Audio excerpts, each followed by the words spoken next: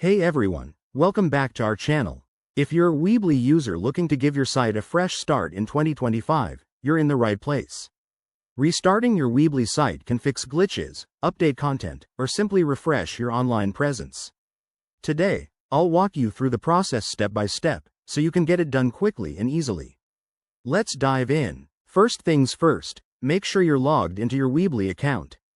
Head over to the Weebly website and enter your email and password. If you haven't logged in recently, you might need to verify your account. It's a quick step to ensure security. Once you're in, navigate to your site dashboard. This is where all your websites are listed. Click on the site you want to restart.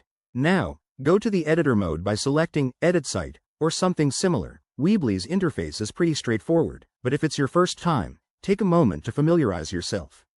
Next, to effectively restart your site, look for the Publish or Republish button. Sometimes, issues arise from outdated caches, so clicking Republish will rebuild your site from the ground up.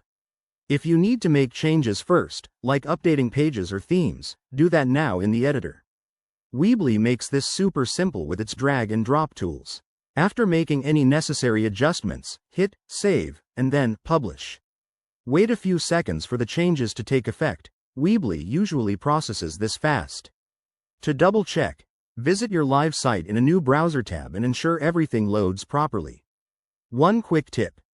If you're still facing problems, clear your browser cache or try a different browser. This can resolve conflicts from old data. And remember, Weebly's support team is there if you need more help. There you have it.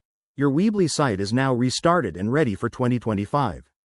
This process is straightforward and can save you time and frustration.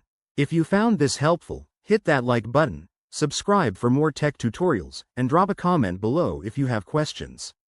Thanks for watching, and see you in the next video.